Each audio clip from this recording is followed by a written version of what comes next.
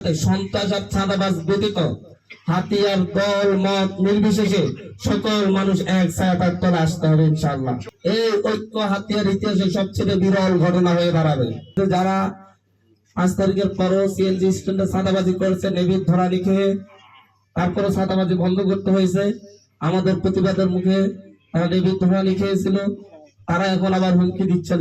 শুনলাম আজকে CNG driver এসে দেখা করে গেলেন যে ক্ষমতায় তো আবার আসতেছে, আগে 10 টাকা দিতে হইতে এই জায়গায় এখন 20 টাকা করে দিব ইনশাল্লাহ, সাতাবার ইনশাল্লাহ বলে।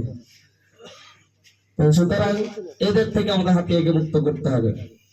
এদের কাছ থেকে যদি আমরা হাতিয়াকে মুক্ত করতে হয়, তাহলে একসাথে সন্ত্রাস আর চাঁদাবাজ ব্যতীত হাতিয়ার দল মত নির্বিশেষে সকল মানুষ এক ছায়ার তলে আসতে হবে ইনশাআল্লাহ।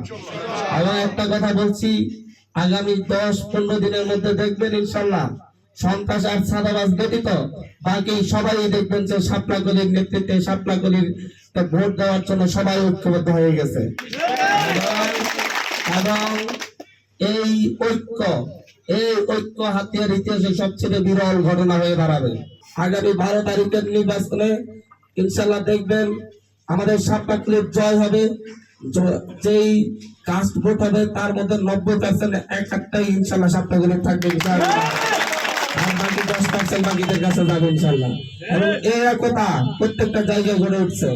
রাস্তায় যখন দাঁড়াই, একটুর জন্য দাঁড়াইলে সিএনজি ড্রাইভার, রিক্সা ড্রাইভার সকলে রাস্তায় এসে রিক্সা দাঁড় করে, সিএনজি দাঁড় করে আইসা বলো আমরা নিজেরাই প্রচার করতেছি।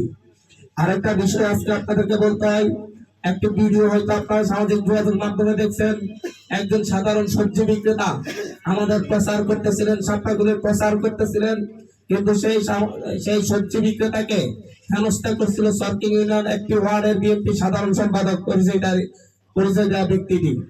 আমরা পরে খোঁজ পেয়েছি সে আসলে বিএনপি সাধারণ সম্পাদক। সেই একটি ইউনিয়নের আমরা রিটার্নিং অফিসারকে সেই ব্যাপারে অভিযোগ দিয়েছি। বাংলাদেশের প্রতিটি নাগরিক, সে রিক্সা শ্রমিক হোক, সিএনজি শ্রমিক হোক, ভেলি মজুর হোক এবং সে কৃষক হোক, জেলে হোক, তার রাজনৈতিক মত প্রকাশের অধিকার রয়েছে। কোন সন্ত্রাসের সুযোগ নেই, আমাদের কারো রাজনৈতিক মত প্রকাশের অধিকারকে ক্ষুণ্ণ করার কোন সুযোগ নেই। পাশাপাশি গতকালকে আমাদের জাহাজমারা ইউনিয়নের জনস্রোত থেকে জাহাজমারা ইউনিয়নে এনসিপি করা এক বাড়িতে তারা আক্রমণ করেছে এবং আজকে তাদের বিরুদ্ধে ব্যবস্থা নেওয়া হবে বলে আমাদেরকে প্রশাসন আশ্বাস দিয়েছে। আমরা বলছি প্রশাসনকে আরো সোচ্চার হতে হবে, যাতে করে এই সন্ত্রাসীরা এলাকায় থাকতে না পারে। সন্ত্রাসীদেরকে গ্রেপ্তার করতে হবে, অস্ত্রধারীদেরকে গ্রেপ্তার করতে হবে, তাতে করে ইনশাআল্লাহ একটি নিরাপদ এবং সুন্দর হাতিয়া গড়ে তোলা সম্ভব হবে এবং 12 ফেব্রুয়ারি একটি সুন্দর এবং নিরাপদ পরিবেশে মানুষ ভোট দান দিতে পারবে ইনশাআল্লাহ।